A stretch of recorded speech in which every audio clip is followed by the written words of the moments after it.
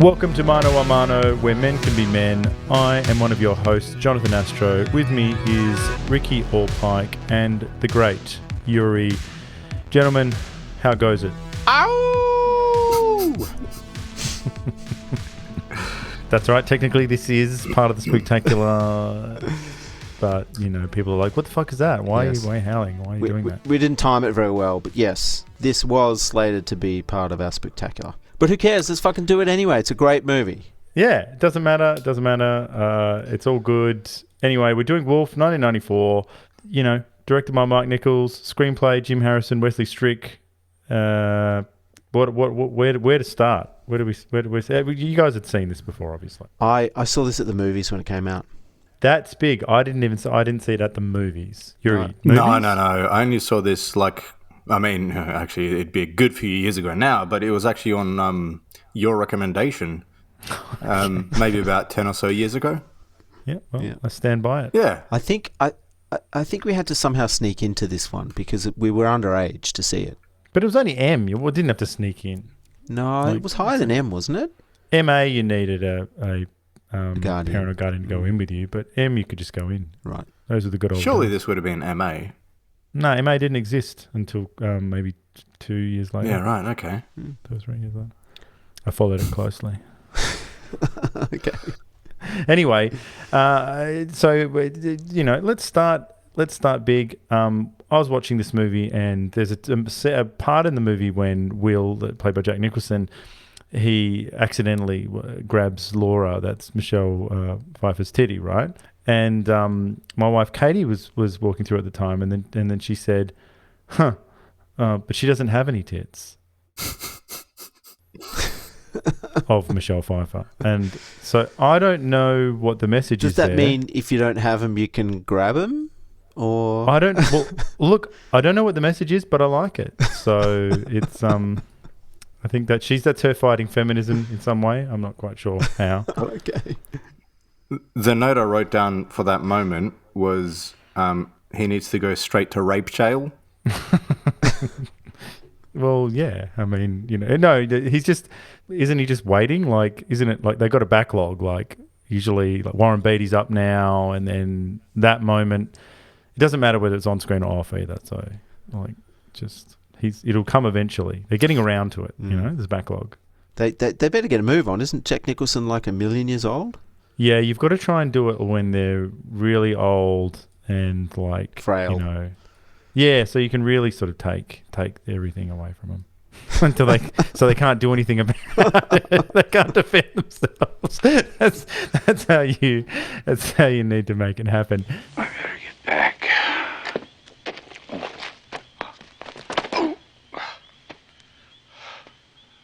Was that on purpose? God. No. You're perfectly safe. I'm married. And that makes you perfectly safe? Yes. Anyway, look, overall, I had a good time. I must say, I feel like the movie's lost a little bit of shine for me. Did you feel this, or was it just me? Like, you know, it lost a little bit, but it's still great. It had some great stuff, but there's some stuff that I'm not into. Yeah, I think so. I remember it being more excited about it. I think maybe because I watched it a little bit late, I've always had a little bit of a issue with the tone where it's a movie that seems to take itself very seriously, and it seems very, like, the cast is stellar, so it seems very well acted, well scripted, well directed, all the rest of it, that like it's mature and adult in its pacing and its performances and all the rest of it, but it's about werewolves. So those two things for me always kind of butted heads, and I always kind of felt like, at least for me, it really dropped off at the end when they just, you know, they have to do the full, you know, wolf confrontation sort of thing. And like, I always kind of thought, it just doesn't feel like it should be in this movie for me. A wolf bit me. I don't think so, Will. You weren't there, Ralph. Not all who are bitten change. There must be something wild within.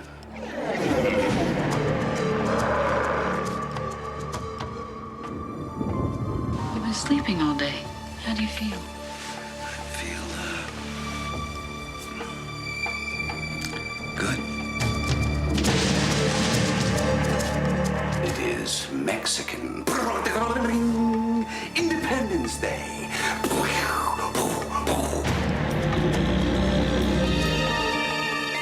I never thought I'd meet a good man who looked at me the way you do. You don't know I'm a good man. Are you crazy? No. I'm just marking my territory. You got 5 new murders. What is there about a full moon?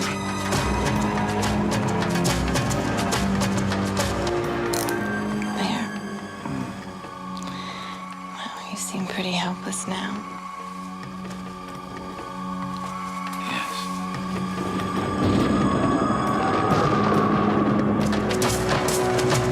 Power without guilt.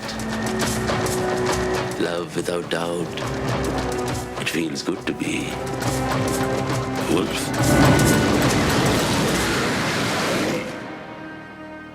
Don't look so scared.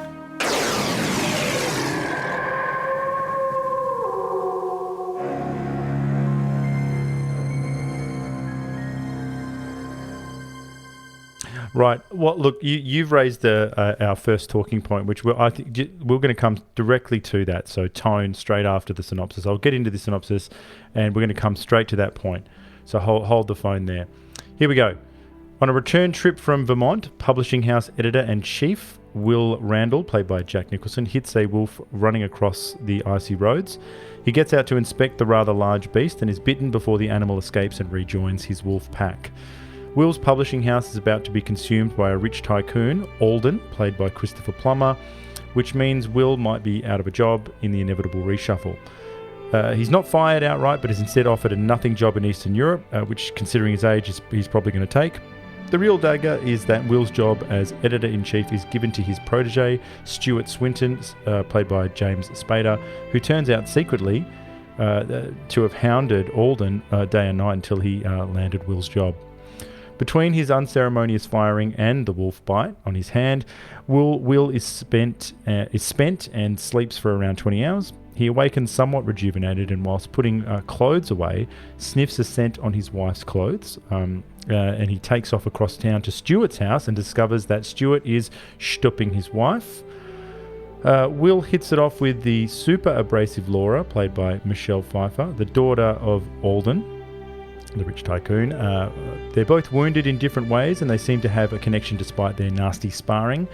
Will stays for a bite, but falls ill, and Laura puts him to bed. In the middle of the night, Will leaps out of the window, seemingly overcome by the spirit of a wolf. He stalks a deer and kills it, and dines out in the moonlight on its blood. He awakens covered in blood and heads to the doctor for a checkup. At work, Will is gaining in strength and vitality. He looks fitter, has more hair, and has improved hearing and sight. He organises a coup at the publishing house in which he and the other authors are going to jump ship. Also, rather, his stable of authors are going to jump ship, which gives Alden no choice but to offer Will his old job back. Will's first act is to fire Stuart, James Spader, and piss on his shoes. After a frightening episode in which Will confronts some muggers in Central Park, ripping some fingers off, he goes to see an expert in animal possession, Dr. Alizaeus, who gives Will an amulet that will supposedly keep the wolf at bay in exchange for Will biting him and turning him into a wolf. Will refuses, unable to do that, and the doctor lets him keep the amulet anyway. So Will and Laura become closer, with her staying the night at his hotel to keep watch over him. The next morning, the police inform Will that his wife has been murdered, her throat torn out. Laura is starting to consider that Will might be involved, and with him safely stowed in her barn at her estate, she goes to the police station to report Will for the murder. She runs into Stuart, who is completely changed and clearly now a wolf like Will. I didn't mention that Will bit him earlier. I don't think I mentioned that.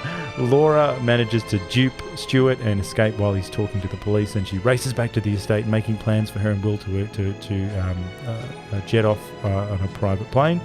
Stuart tracks Laura and Will down to the estate, attacking the girl and taunting his fellow wolf, now locked behind bars in the barn, wearing his anti-wolf medallion. Will rips off the amulet and the wolves attack each other viciously. Stuart gets the jump on Will and is shot to death by Laura.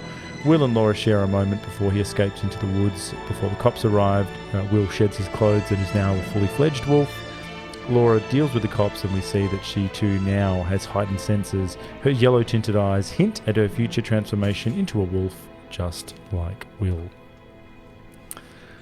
That's the movie. The tone, you brought up the tone and you've hit on it. This movie, now, I watched a featurette actually, and they talked about this because you get a sense of it, but it comes down to the origins of the project entirely. So the movie actually was going. Hopefully, this isn't all your trivia, Ricky, but basically the movie has come out of Jack Nicholson and one of the writers, Jim Harrison, who is like a poet and a novelist, kind of a Hemingway type figure. And I think they got drunk at some fucking lodge out in the woods and were like, Jim Harrison was like, oh, got this story about turning into a wolf, or what if you turn into a wolf? They're kind of manly men. And Jim Harrison writes this script. It's more novelistic, and he sort of gets booted off the project and replaced by Wesley Strick, who has written like Batman Returns and a bunch of Cape Fear and stuff like that. And Wesley Strick brings in a different sort of he's not attracted to the manhood stuff. I just wanted to play you this. I won't do too much of this, but I wanted to play you this because this is him talking about the project, and it explains what I'm talking about. So Wesley Strick, a very talented writer, came in and was very helpful with that. Very smart guy. I knew that Jack Nicholson had agreed to star in it as Will Randall, the hero. And I knew that Mike Nichols was directing, and I guess I knew that Doug Wick was the producer. And Amy Pascal, who was the head of production, I guess, at Columbia or Sony, whatever it was called in that period, wanted me to come in and do the next rewrite. Our credit says written by Jim Harrison and Wesley Strick, but we never met. I will say I don't think Jim was happy at all to be replaced by me. Nobody ever said that to me directly, but it was pretty obvious from the signals that I picked up. And what made matters a little even more complicated on that score was the fact that Jack Nicholson was a very good friend of Jim Harrison's for many years. I met with Nichols. He was very friendly and just extremely approachable and nice. He seemed happy to know that I was amenable to working on the movie. I guess we talked generally about it. And I think I said to him, probably at that first meeting, I asked him, Mike, what is it that you want from me on this draft? And he said, I want you to write me scenes that I can direct. That's exactly what he said. And from that I took that he had somewhat of the same reaction that I had had to Jim's script. No disrespect to Jim Harrison. The script was very much, I would say, like a novel, tabbed and with margins to make it look like a script.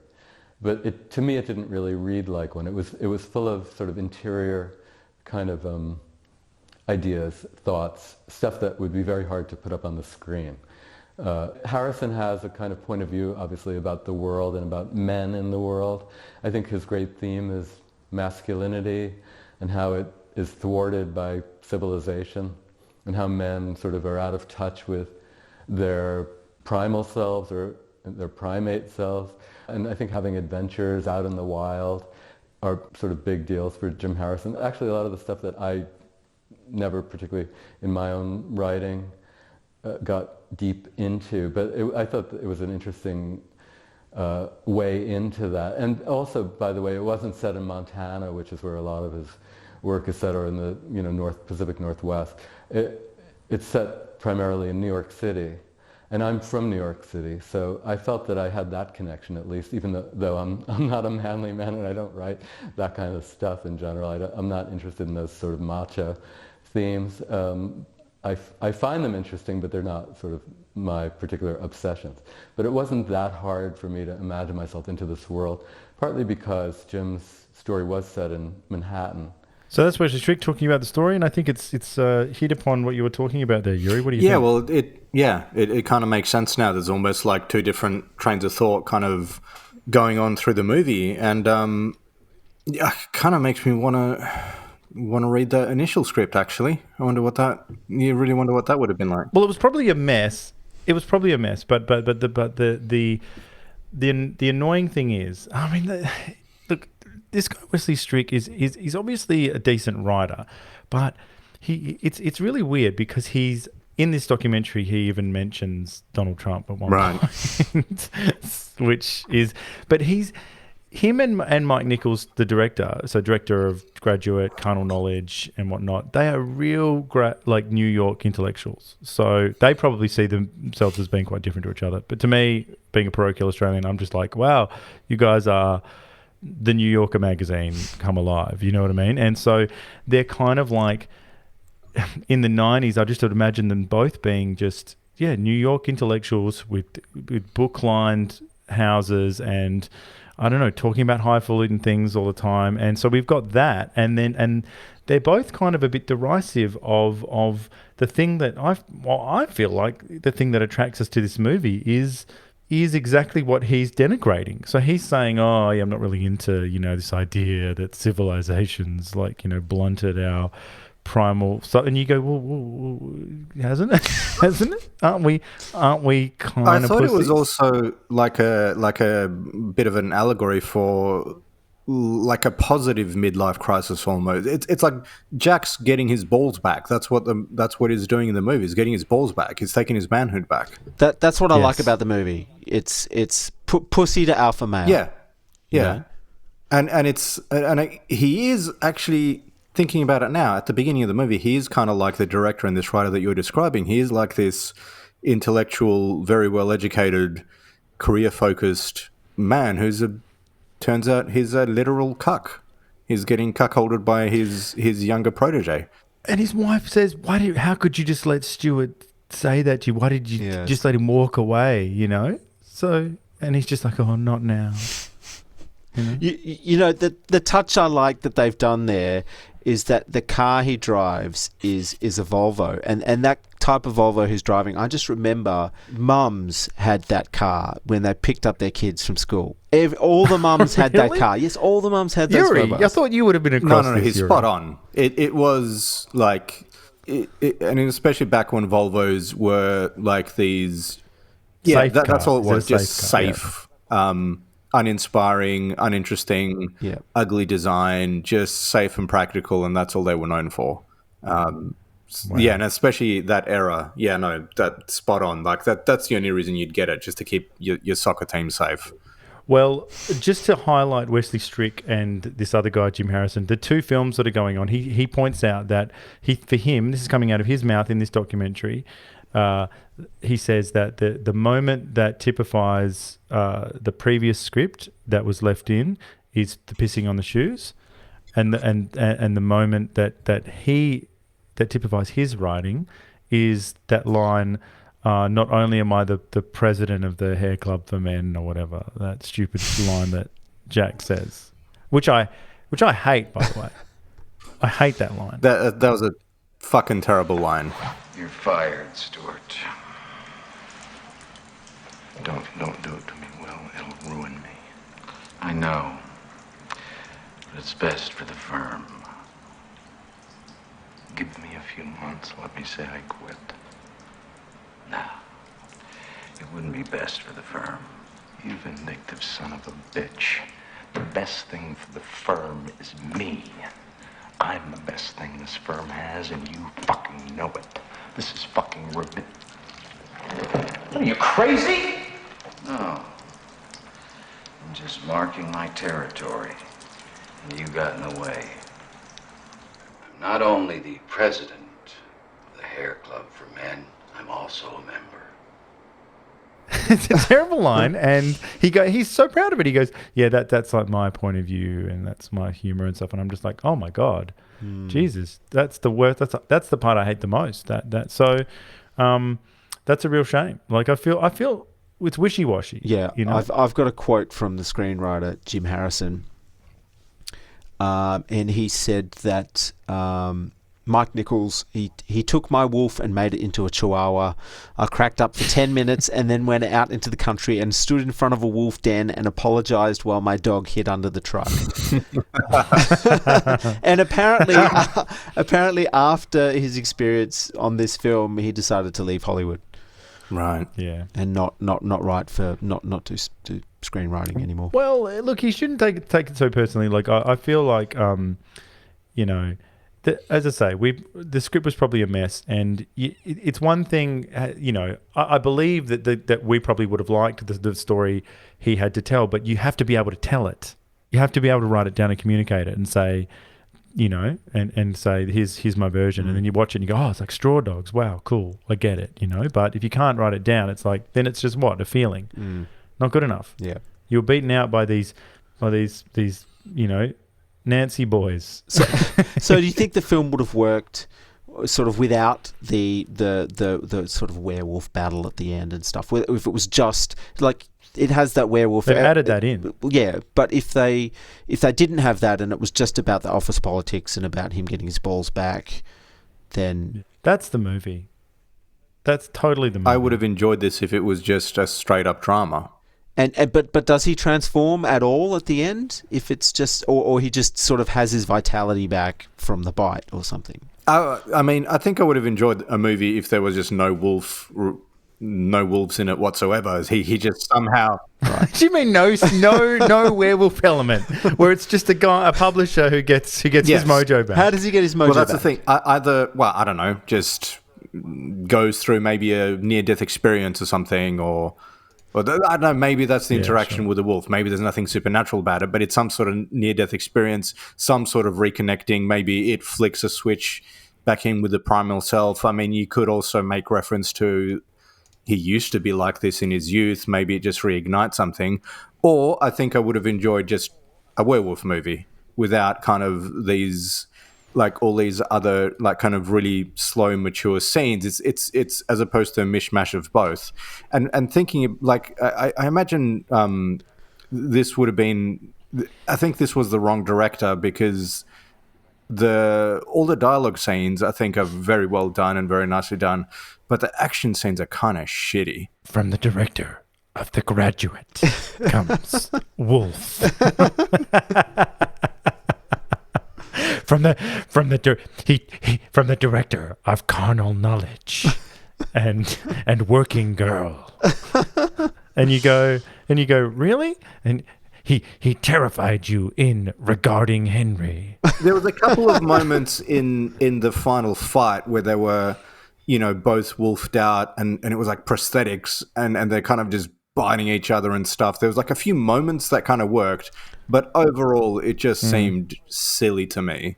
But isn't James Spader just super cool as this bad werewolf guy? Like he's great. Come on, he is great, but Jack is an over the top performer, but Spader, I know he's so over the top. Spader is bigger than Ben-Hur. He is absolutely outrageous. He's doing wide eyes, no blinking, like no blinking in the last third. He's got way more makeup on. And Rick Baker, the makeup guy, explained that he had an awkward moment where he's like, "Oh, well, Jack's sort of naturally, you know, a bit of that way, but you're like Eddie Munster, you know, you're just like a, you know, pretty boy. I've got to do a bit more, you know." So they've done all sorts. But here's my favourite line from him.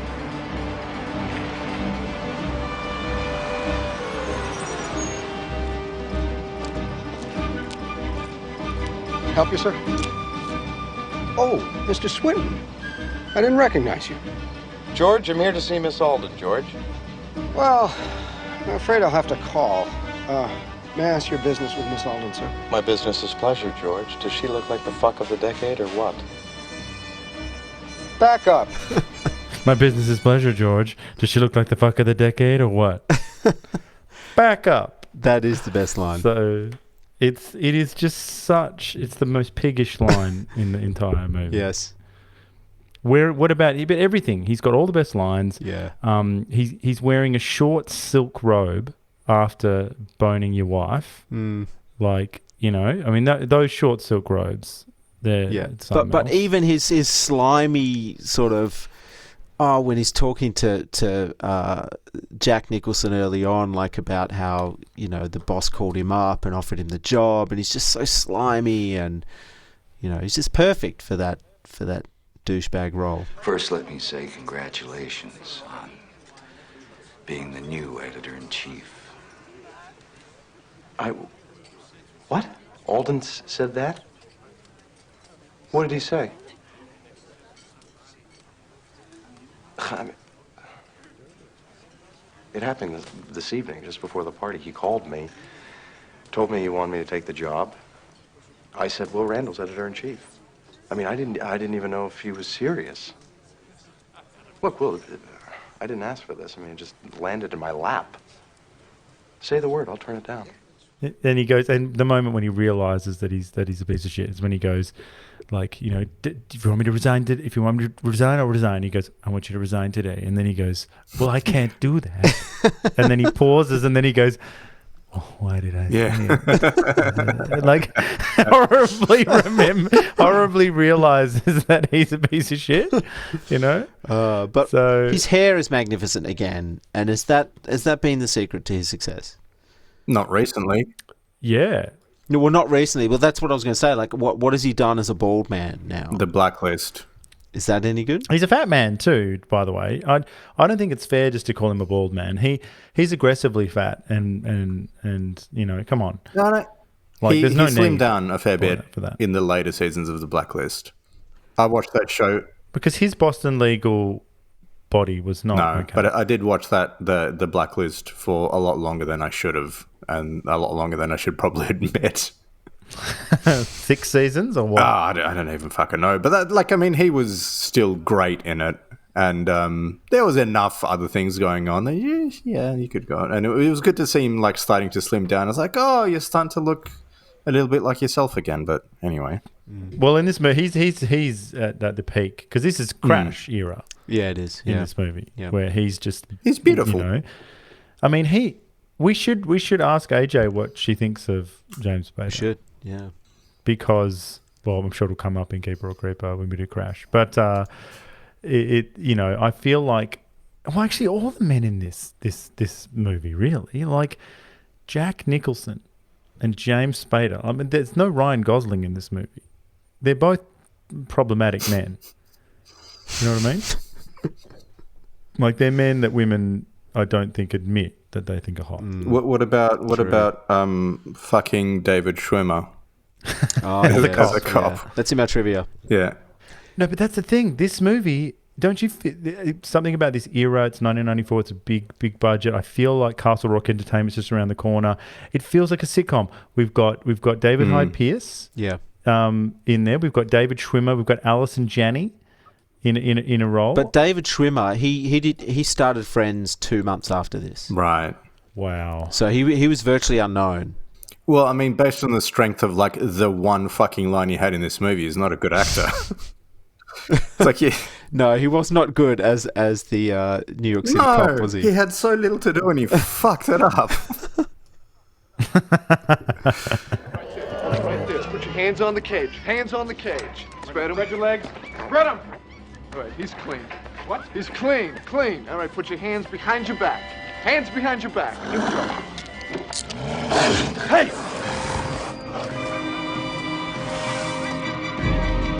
Did you see that? Pick up my cuffs. God. Well, look, I've got to. I feel like I want to talk about all the good stuff, but I just got to get all the shitty stuff out of the way. There's more part shitty of stuff. like you actually even said part of the like what some of the shittiest stuff for me in the synopsis. You said anti-wolf medallion, and you go, yeah, he's kind of. That was shit. Yeah. And it's like, especially what are you meant in this to do, movie though, like trying to shove it into this movie where the beginning of it is office politics, and Yes, and then then there's supernatural stuff and anti-wolf medallions and a wolf fight. Well, he goes to meet that guru guy, and Dr. Alizeus. Yeah, which always makes me Alizeus. That's what I think of whenever I hear it. But yes, that's why I said it. yeah, I had a problem with that character and that scene, really, like going to see him, like talking to his colleague, trying to find a book, who's the most reputable source on animal possessions, and then. But this is 1994, like pre-Google. Yeah. Like that would have been, like his access to that guy and to that database would be. Yeah, amazing. but like the fact that they were trying to make it take that scene so seriously and trying to ground it in as much realism as possible, but essentially he gets given a medallion that stops him from becoming a wolf is, it's like those two things. Like it should have been the scene from Gremlins. These are the rules. It should have been like hammy if because what actually happens is ridiculous and hammy. So trying to treat it so seriously, to me, that's what doesn't work. I mean, it might for other people. Well, I don't know what the rules are. I don't know what the rules are with convention. Because there is a tradition of werewolf movies, and how much do we include? How much do we exclude? Like, are we allowed to do amulets? Are we allowed to do the full moon? Are we allowed to? What are we allowed to do? What are we not allowed to do? I mean, I'm not defending the shitty amulet. Yeah, but I'm just saying, like, I think it would be better if you went to see a priest or something, and the priest thought he was possessed, and it was a bit more like The Exorcist or something, where in The Exorcist the mum is going to all these medical people, just not knowing, what the hell's wrong with my daughter, trying to find a medical answer, and then the only thing she can kind of fall back on is the religious one, Whereas he could have done that too. He could have gone to doctors and, just not psychiatrists. Really, psychiatrists, not getting any sort of suitable answers, and then going, fuck, maybe I need to talk to a priest. Actually, I'm surprised there wasn't a shrink in this movie. I mean, they're New Yorkers. Yeah. Like, I mean, isn't that a gimme? Shouldn't it be a shrink? And maybe Michelle Pfeiffer should have been the shrink. Yeah. So it's more like The Sopranos or something. So anyway, the movie's too long. By maybe 10, 15 minutes. The romantic plot. I mean, is there chemistry between these two or what? Not really. Not really. Like, I feel like there's chemistry between Jeff Goldblum and Gina Davis in The Fly. Yes. Yeah. I desperately want there to be chemistry between these two. Yes, but it was a fizzer. Like, they're massive stars. She had just done Catwoman, so you've got Catwoman there. But then again, I mean, let's go big. Michelle Pfeiffer's overrated. She's hot, but what else? Well, looking back, was she even that hot to make up for her middling talent? Oh wow, well, that's big. You've skipped ahead. You almost don't need to do locker room talk after that comment. I feel like that is locker room talk. That's the end of our episode. Thank you very much. Well, on the topic of actresses, Mia Farrow was actually initially signed on for the role, but was considered too controversial by the film company due to the then current Woody Allen and Soon Yi affair. So, and also Sharon Stone turned down the role, so she was also approached. I don't know who Jack sparks with. Yeah, I don't know who. I don't know. He's so big. I don't know. All the women I picture him with in the Shelley Duvall and Demi Moore, and he's got that moment with her in Few Good Men, or Diane Keaton later on. I mean, I don't know. I don't know who really gets under his skin in that way.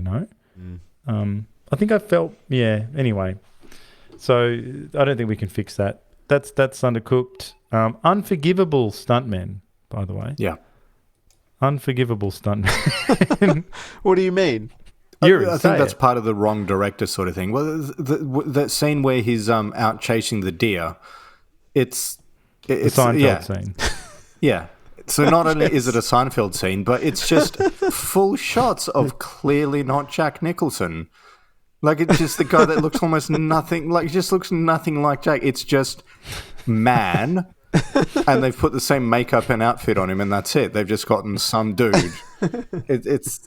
I do miss that, though. I do miss that, because that's part of an older Hollywood tradition. The bad ADR that we always go on about in American movies. They don't care.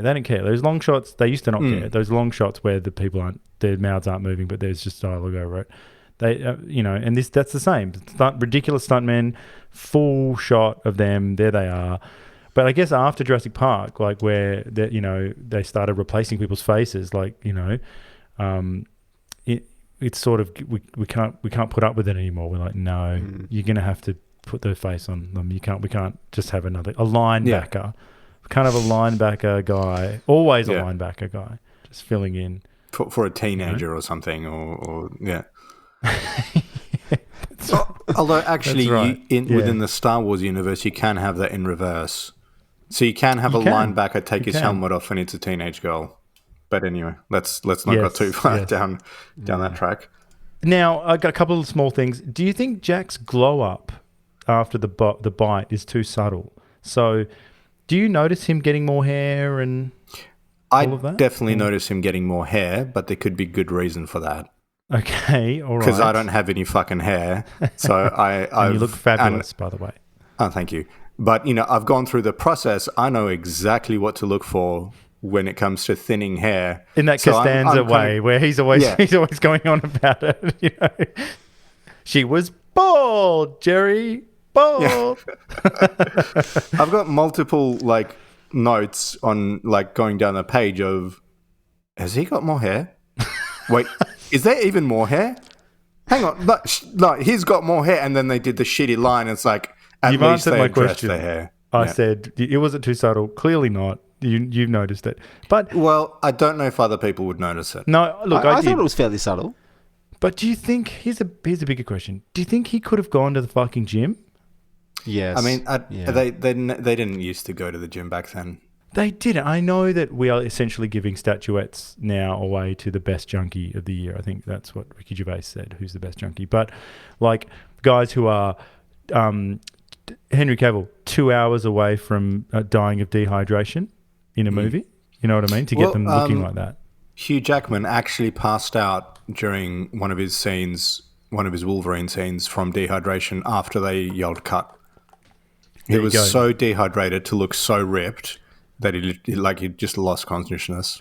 Well, what about the Cape Fear remake? Doesn't... Well, I was going to bring up Raging Bull. Wesley Streak again, Cape Fear. So I think De Niro's up for it. De Niro. Yeah, but he's... but Jack in this movie, and the big... I know it was the style, I guess, but these big, baggy fucking suits.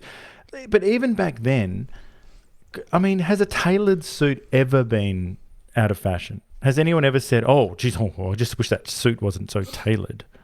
Do you know what I mean? Like with these big fucking suits, he's got big baggy corduroys on and a big billowy shirt. Yeah, with man boobs. I think they should have tightened out. that up as it went along. Like even if he doesn't, isn't able as a human being to get in the gym, that was very fitter 90s. for the role, to at least tailor him a little bit more. He had a Seinfeld shirt on, though. That's why it works. Like he's got a big billowy blue shirt. Well, I was going to, because that was very much that mid-90s look where you actually notice it in Seinfeld, like when it hits that mid-90s point, his clothes don't start that baggy and they get much looser and billowy and then they kind of tighten back up again as we all kind of get past it. But I think it might have been the height of that. If a jacket looked tight, it would have at the time seemed ill-fitting. It was meant to all be tight. But he needs to be tight. He needs to be getting tight. You can't be the wolf and be the king of flab. Yeah, looking like you're having a steak and wine at every meal and a fag, a steak, a wine, and 3 fags. Yeah, that's a cigarette for Americans, by the way. Yes. Just in case you think that I'm swearing. Having a fag at a restaurant. Yeah, that's right. I was having a fag. That's how we talk in Australia, our American audience. We say, I went down to a restaurant and I had a fag. Or three. Well, you said 3 fags. It's like his 3 fags, and then you go all at once, and I go, yes, of course, one after the other, one after the other. Jesus, that's so good. Oh my God. So, publishing, it's not as sexy as it once was. The publishing industry. No, it's gone, man. It's like non-existent. Do you think if it was remade today, where would it be set? Would it be Twitter. like some sort of tech company? Yeah, Yuri said it. Twitter. They were talking about Twitter before. Yeah. So it would be, because I was thinking it would be like Jack Nicholson would play Jack Dorsey and Spader would be like it would Mark be in tech. Zuckerberg, And we know too much about what douchebags they are. So, I mean, even this, like, you saw it in the movie. We were kids when this movie came out. I am coming to the horrible realization that the New York liberal intellectuals that I don't like today, I feel like in the 90s, if you were an adult, a thinking adult, you probably wouldn't like them either. Do you know what I mean? Like, it's just that...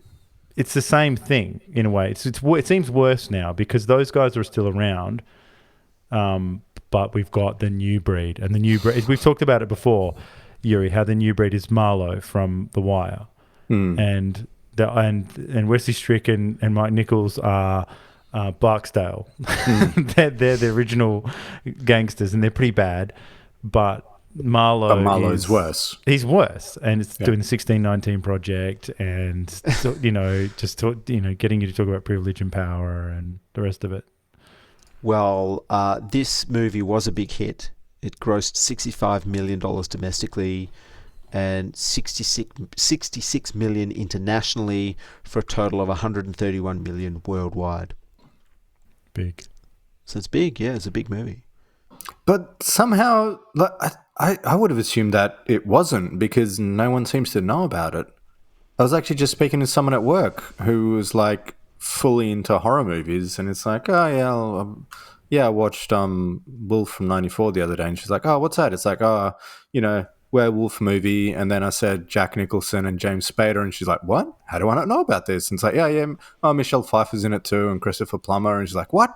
What is this movie? How do I get this movie? And it's, I kind of thought it would have flown under the radar a bit more. Or did everyone just quickly forget it?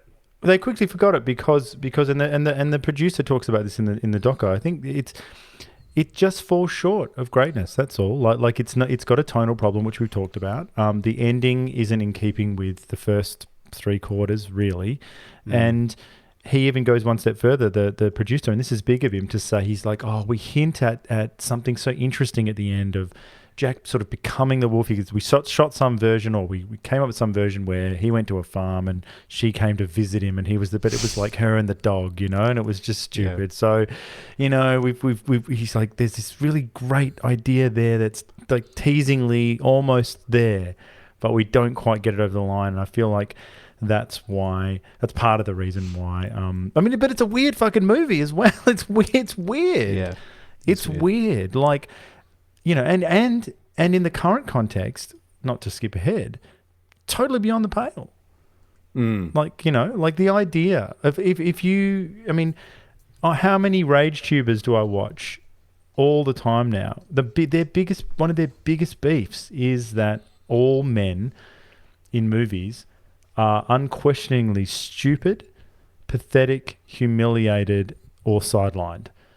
And those things are brought to the fore in this movie. It's acknowledging those things and saying, and also acknowledging that women don't like that. Because not all women... Look, now, women, correct me. If you can email fucking Ricky or something and he can tell me. But, but I don't think we're with women.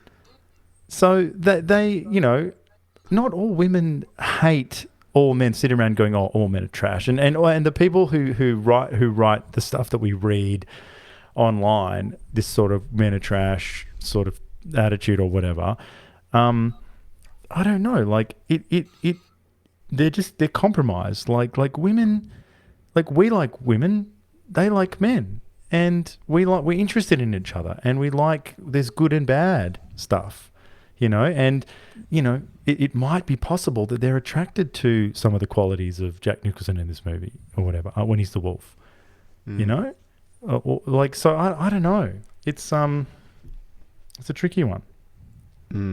What do you think about this theory here? I've read that this film is about the AIDS epidemic because Michelle Pfeiffer gets turned not by a bite, but by sleeping with Jack. Yeah. I think Mike Nichols he said something similar, so it was in there. Oh, really? Yeah. That was part of it. Because he had lots of, I think, friends who died of AIDS and stuff, so. Right. I think that's a pretty long bow to draw because, I mean, AIDS makes you stronger, more youthful, more potent, you know. It's not from what I've seen. I think it's quite, you know. Quite the opposite, right? Yeah. Yeah, it's a bit of a debilitating disease. It like horribly ravages your body and slowly kills you, right? If not treated. So it's, yeah, I mean, so how did Spader get it then? Do you know what I mean? It's like, I don't know. Seems like he's trying to make it into something like, you know, trying to add a layer of meaning to it that's not there. Or maybe just trying to get some sort of kudos for being an AIDS ally or something, or bringing awareness, you know, bringing awareness to the topic, to the issue, you know. Yeah, no, the point I was going to say before, I just remembered, the unsayable thing that I think is in this movie is this idea of, you know, becoming a wolf and becoming virile. And I think now this is a cancelable comment, but the idea that he wants you so bad he can't control himself. Do you know what I mean? That's the whole point of being a brute and coming on strong when you're not Harvey Weinstein, of course, and saying, you know, don't embarrass me in this hotel. The idea is that, you know, she feels like, oh my God, he wants me so bad he can't control himself. He's not careful. He's not thinking, you know, he just can't. Like that's the attraction, I think, you know. I mean, and the obviously the downside to that is that it could always be used as an excuse, like, Your Honor, like, come on now. Look, she was shaking what she that was ass. wearing. Yeah, she was shaking that ass, and I just couldn't help myself. Trust me, Your Honor, she wanted it. Yes, that's right. So that's not good. But, you know, within safe boundaries, the idea that he wants you so bad he can't control himself, I think I reckon if I did a secret poll, I think a lot of them would say it was hot. I'm going to ask Katie later. Well, I mean, a lot of women have rape fantasies. Oh no! I'm not saying all of them. Maybe I won't let my wife listen to this episode, but no, I mean actually, it was just I happened to be listening to this podcast earlier today, and they had a neuroscientist on. They were talking about attraction, even though it was a comedy podcast. But he said the biggest thing is that women report of being attracted in men that they settle down with is that they are kind to them, not necessarily to other people, but kind to them. So if it's this thing of he's a monster and is, you know, vicious and mean, but he's kind to me, I think that seems very attractive. Yeah. Yeah, no, that makes sense. And it also, his theory was it might also be this thing of if he's horrible to everyone else but you, it makes you feel even more special. It makes you feel more chosen, more picked. And I think, you know, I mean, I would find it flattering if there was some woman who couldn't help herself but to try and jump me. That'd be awesome. Well, depends how, you know. If I could go, sorry, no thanks. No, and you stop say there, that. No, you say that, but it'd end up being like the witch woman in Conan, where she's coming on too strong, and you wouldn't be able to get it up. You'd be like, oh, this is too much. You'd be like, she's aggressive, or it's those strippers who, not that I've seen them, Ricky, but I see that there's strippers out there who do really aggressive sort of. That's what they think is hot. They're like really doing it, and you're like, all right. That's enough. They aggressively try and get you to do a private lap dance, yeah. And you go, all right. Actually, while I was saying it, I was in my head already starting to wind it back because I remember the one time a woman slapped my ass at a bar, and it was not the type of woman that I would have liked to have slapped my ass. So it was like, okay, no, maybe I wouldn't think it's awesome. Well, you've already broken the rules because you just need to. You have to say thank you. You have to say thank you. You're empowered, and I love you, or something. Or it's like old school hazing. It's like, thank you, sir. May I have another? Yes, may I have another, please? One last little thing from me here. Look, becoming a werewolf is nothing. Becoming middle-aged is the real nightmare. So this movie, and I saw this when I was a kid, so this scared the bejesus out of me, and that's pretty normal because, think about it, Snow White has the horror of aging in it, and there's a Ray Bradbury book, Something Wicked This Way Comes, which has got a brilliant part of the circus comes to town, and there's a merry-go-round that if you get on it, like, it horribly ages you. So that's been a horror of kids for a long time, and so this movie looms large because I used to watch it and just go, wow. So what happens? You lose your hair, you can't see, presumably you can't get it up. Like, not that was a big issue when I saw it, but your wife fucks James Spader. Yeah. And so that's the horror of it all, I guess. Now, I mean, you wouldn't get this movie greenlit now. They'd be like, go cry your white tears, Jack Nicholson. We don't care.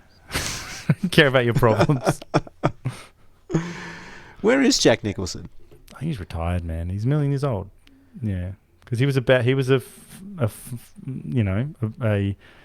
funny old bad boy, and now he's just him. And there's a lot of them that are just like you never see anymore. Him, Gene Hackman, never see him. Yeah. Jack, 85. Yes. He could run for president. Very good. Yeah. Very good. Now we're going to do something extremely fun. We're going to play a wonderful game called Who is My Daddy and What Does He Do? Time for Who's Your Daddy? Now, I think because of a multitude of reasons, not too much to go on, not too much fun to be had with this time around. And like, I kind of need to mix usually I'll do pros and cons, but they kind of need to be mixed in there together.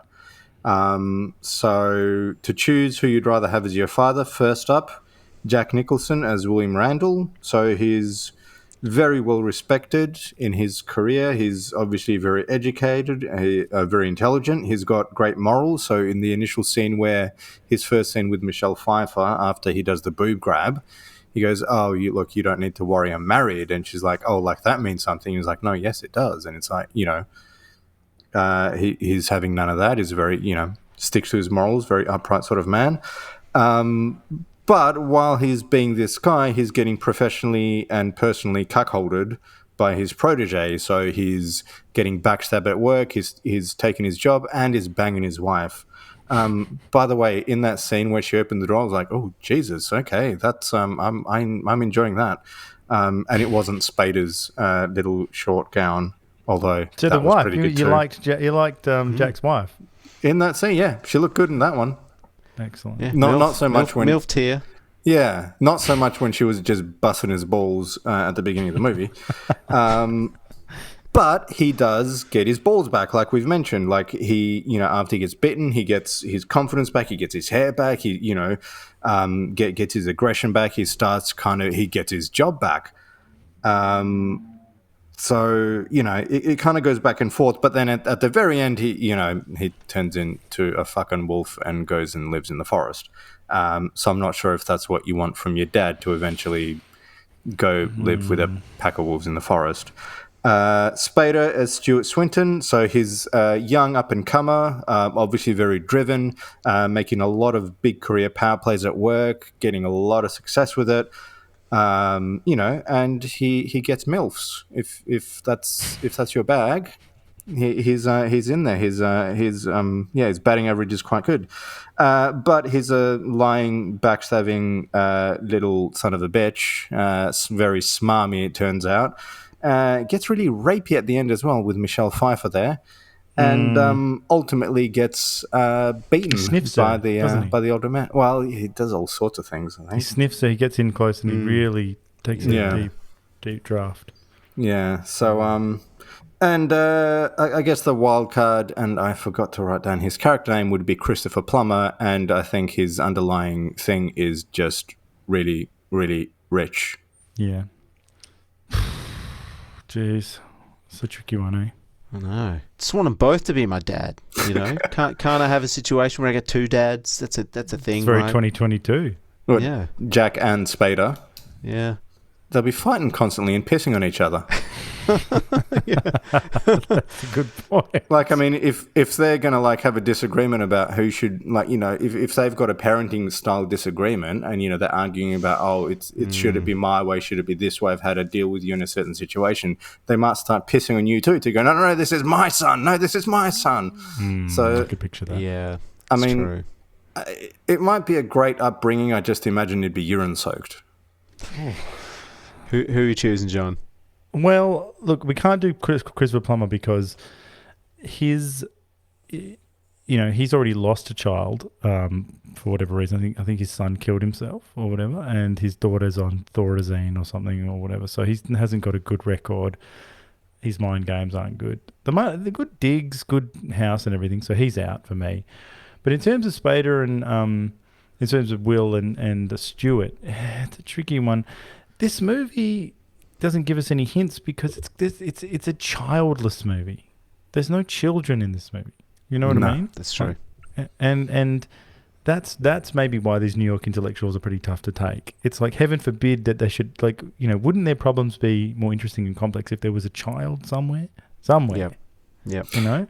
Well, and also that, like, part of why I found it, like, because Will Randall's character is so different from the beginning to the end. So, and even in this sense, it kind of makes it hard. So there's almost like two versions of him that you could choose from. So would you want the beginning version where he's very, you know, he is very calm, very reasonable. He doesn't allow things that don't truly matter to get to him, but he gets so much in that way that he's, you know, losing his career and his wife, and I mean, and she's busting his balls as well. So, I mean, I think at that point he'd probably actually make quite a good dad to like a younger kid, but you know, at kind of the cost of his career and his marriage. But then after what, you know, seems to be a giant, extreme, mystical version of a midlife crisis, he's going to leave your mum and start banging a girl 20 years younger than him.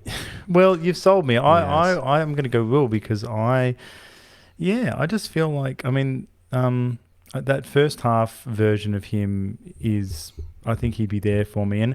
And look, it doesn't benefit me as the kid for him to be banging young chicks, or, you know, like, that's him having a good time. Like, I mean, you'd have to be playing the long game to say, oh, one day, like, you know, I'll be like Dad. But I don't know. I just kind of want him to take me to a ball game. All right? Yes. I think I agree. Like, as much as I'd like the James Spader rug and just dripping in MILFs, I think I'd have to go with Will as well. And, hey, we've got, at least this time in the If My Dad Can Beat Up Your Dad, we've got proof that Will can beat up Swinton. So, you know, you're both winning there as well. That is true. Yep. Very good. Great. No, I'm happy with my choice. You know, Will can be my daddy. So Yep. Nice. Unanimous. All right, so I have some trivia here. So Jack Nicholson, he's actually he'd been trying to get this movie made with the screenwriter Jim Harrison for 12 years. They were chipping away at this one. They just loved the idea, I guess. Now, Michelle Pfeiffer, she adopted a baby girl, became engaged, and got married, all during the making of this movie. Wow.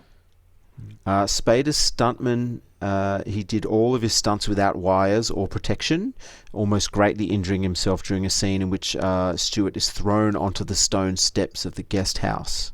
I remember that. Like, Rick Baker says that he was knocked out. Yes, Rick Baker said that he was knocked out. I thought that was a spectacular looking dummy. They just threw a guy at some fucking stairs. Jesus. Yes. Yeah. Yes. That's I remember horrible. thinking that was pretty hardcore. Yeah. So he knocked himself out doing that. The film release was delayed for up to almost 8 months in order to reshoot the poorly received ending. Now, I'm not sure if that's the version where Will's being kept on some secluded property and it's the fight. Laura making visits. Oh, it's the fight. It's the fight, and so they say they spent $700,000, like with them leaping over stuff in that barn and everything. Right. So they had to reshoot that. Yeah. We'll add that in. Yeah. Or add it in. Oh, so there wasn't a fight at the beginning. I don't know what was in its place, but right. they wanted all this leaping. They wanted the leaping. That was shitty.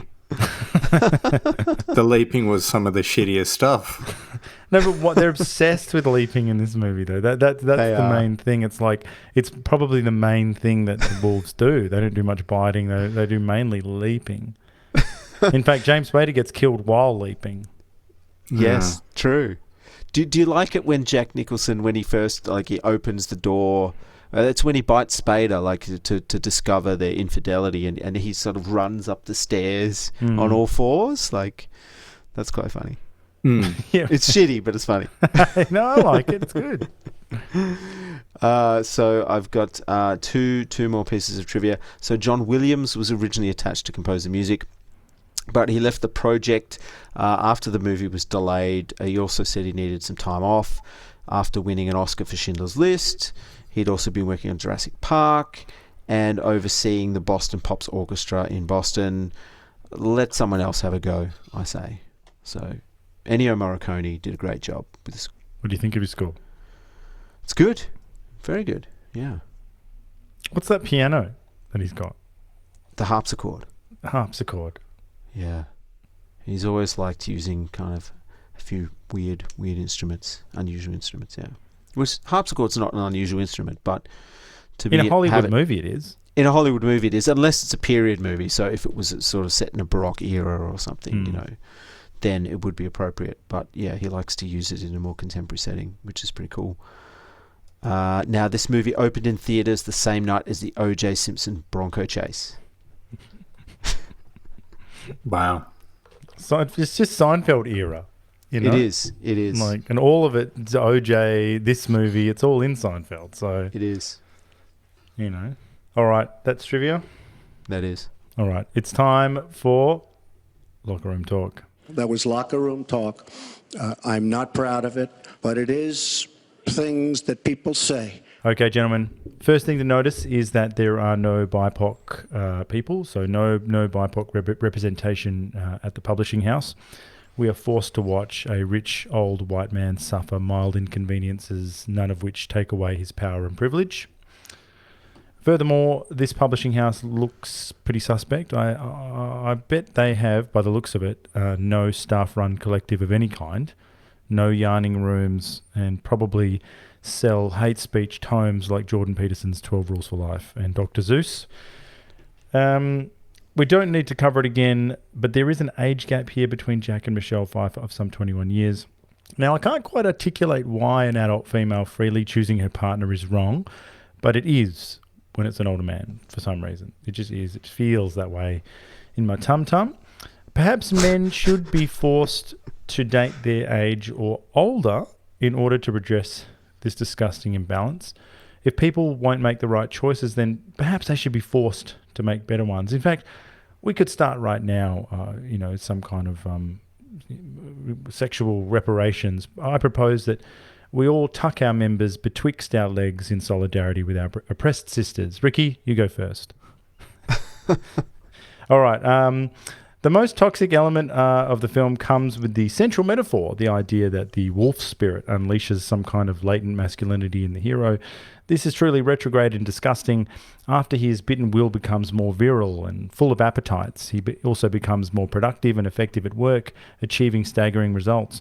He also manages to snare a young and hot Laura and have his wife come begging for him to take her back. But where to start? Competence, competition, and aggression are not the sorts of things we need to be encouraging. It's 2022. We've all moved on. Most modern problems can be solved by talking about our feelings, engaging in long, passive-aggressive meetings, and, if all else fails, a good session of yarning, which we have the yarning room for. So, masculinity is over, boys. Sip your soy lattes and prepare for the pegging, I say. Furthermore, the idea that women are somehow attracted to decisive, assertive males, a driven beast who can pleasure a woman deep into the night, this is the playbook of the rape culture apologist. Women don't want men who roughly take what they want and mark their territory like beasts. No, what women want is soy boys, men with Ukrainian flags and pronouns in their bios, considerate men who lean out of any opportunity or situation if it means upsetting anybody, especially minority women, who we've already talked about. So the way this movie uses its female characters is disturbing. Firstly, Will has the audacity to say to Laura at one point, "You really are beautiful." Okay? Women are not ornaments for your enjoyment, Ricky. This is ableist, these comments, and it only upsets all the dogs out there. Okay? So don't say it. Don't say beautiful. It's not a thing. Also, Will's wife is passed between he and Stuart like a kind of MILF trophy. And most troubling, his wife seems annoyed that he didn't stand up to Stuart, which we've talked about again. She seems to be, goading him into some kind of action, which is, not on. And finally, Will also nails Laura in order to stick it to her father. I suppose the apex of the piggery comes when Will pisses on Stuart's leg, marking his territory, which I think is the symbol of what this movie's all about.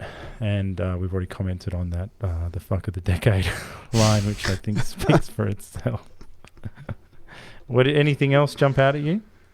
I thought it was at least beautiful that they tried to do something a little bit positive where they had an older woman with a younger man, but then, like you said, it did turn into this horrible power play where it seemed like she was, after she came begging back, they just completely ruined it. So what could have been a beautiful, empowering moment, they completely flushed down the toilet.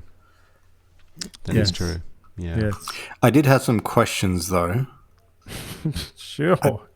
I don't know what a yarning room is. Well, you wouldn't. You see. It's just a room where we can go and... knitting, right? Knitting, yeah. We can just do some knitting. That's a thing? I had to go to a course once. It was an evening course, so I had to squeeze it in. And went along. I was just sitting there. It's just a compliance thing we had to do. And the woman next to me picked up a bag and put it on her lap and opened it and took out a ball of yarn and started knitting right next to me. Mm. Jesus. Yeah. And is that a boner killer? Is that a boner killer? A killer. It's boner genocide. It's like there are no boners anymore. Once that's a neutron bomb for boners. Like once the knitting comes out, it's absolute game over. Like it was. I mean, she was. And they're like 30-year-old grandmothers, Yeah, no, but it was just like I was so affronted, like by it. I don't know why. Like, I mean, to me, I mean, the course was boring. It was only a few hours. I was so annoyed. Like, what's the difference? Like, if I just took out a Nintendo DS or whatever else, people would say, "Oh, what are you doing? What are you doing? What are you doing? That aren't you concentrating on this dumb course?" But she got to do her knitting. I hated it. I hated the knitting. I think a big part of it is also like doing it at like almost making a point to go, oh, look, I don't know, quirky and different. Oh, yeah, like I like knitting, but I'm young. And it's like, just, if you like knitting, that's fine. Just go home and knit. That's, I like that. I don't know why I like that. I like knitting, but I'm young. Well, I mean, to me, it just speaks of like anyone who isn't a grandmother that is knitting, and it's like I like. And it's not 1950. Yeah, they're trying hard to be interesting. You know what I mean? Yes. They're trying to go. Society thinks I should be doing X, but I'm knitting. I'm old. Yeah. So, no, I hated it. So society thinks I should be doing OnlyFans right now, but fuck those guys. I'm going to knit. Yeah, look how quirky I am. So, I don't know. So how does this rate on our toxic scale? Pretty damn high. Yeah. I think it's full toxic masculinity.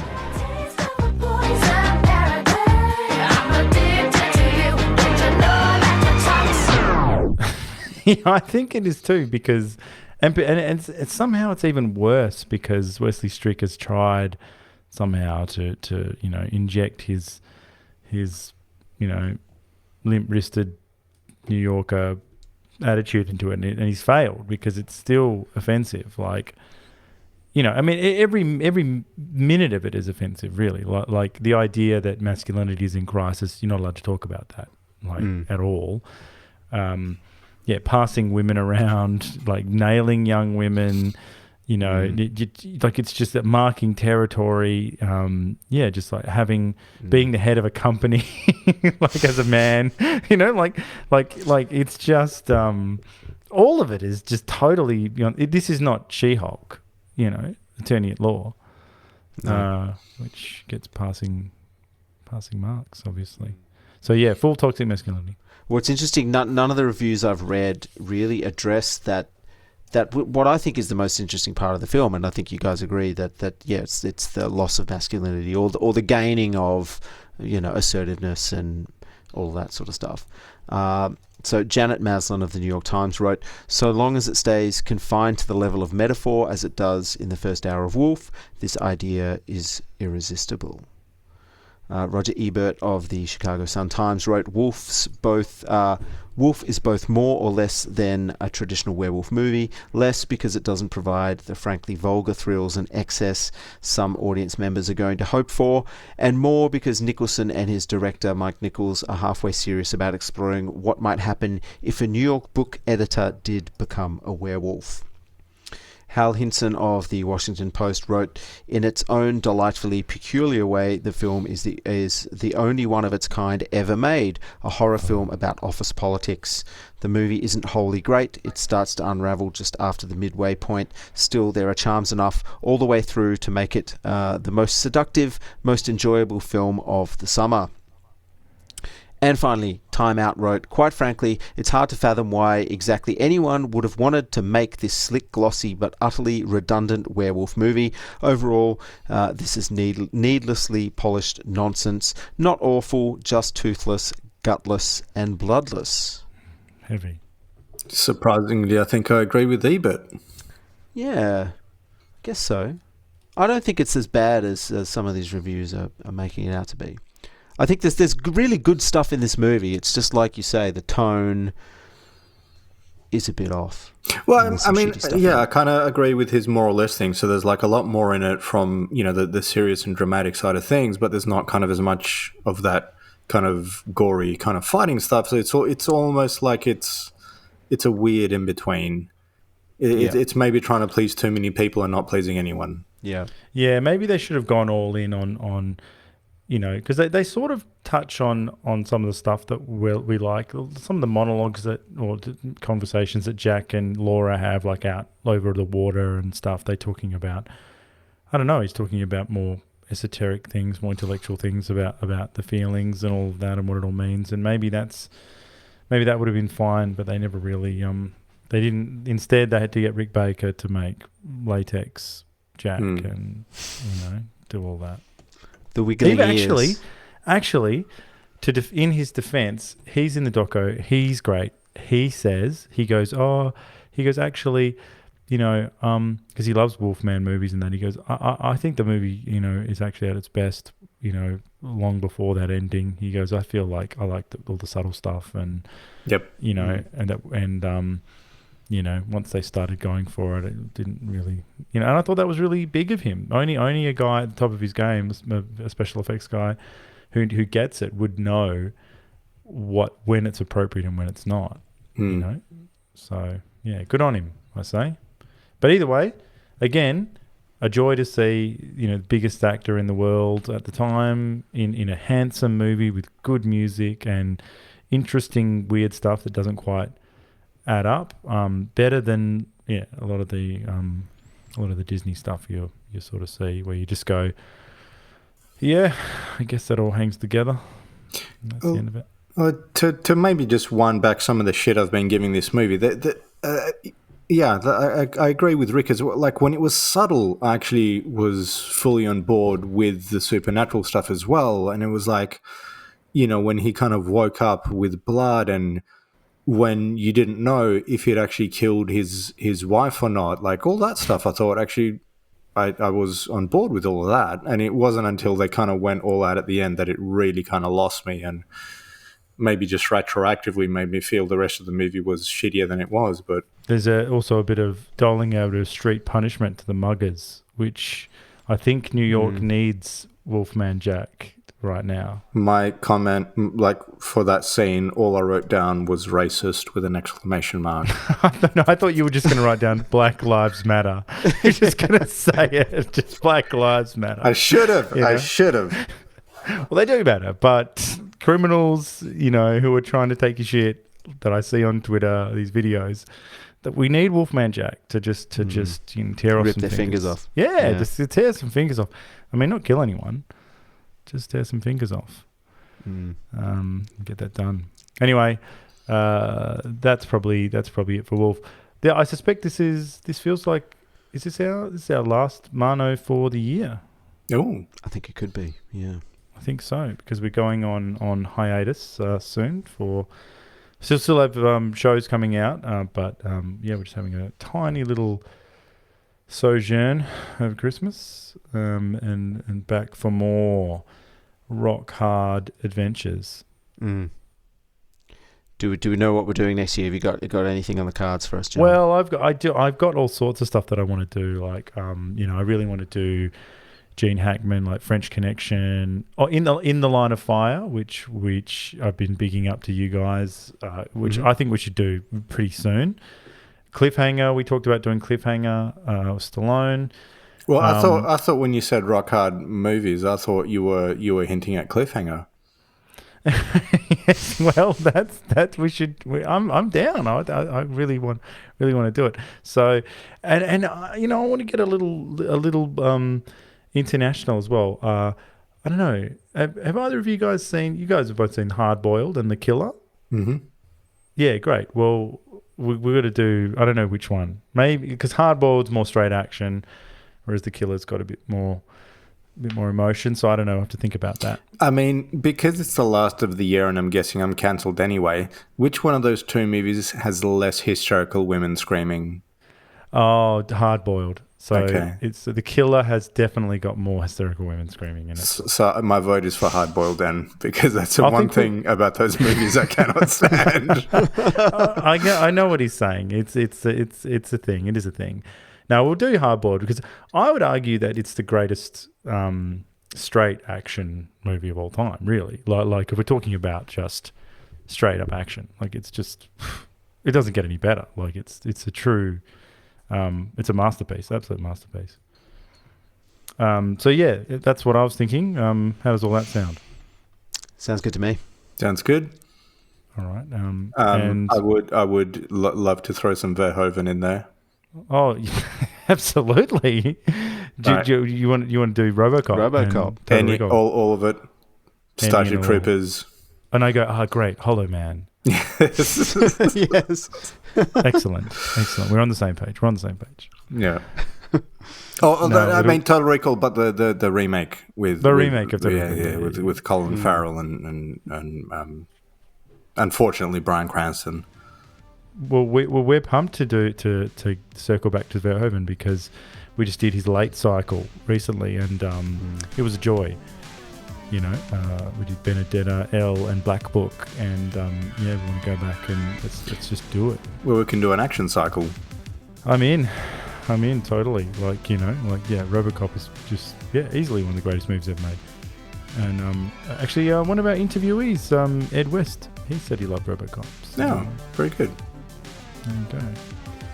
All right, gentlemen, that's probably enough. I would have thought. It's been a great year. Thanks very much. And just until next time, don't be a pussy.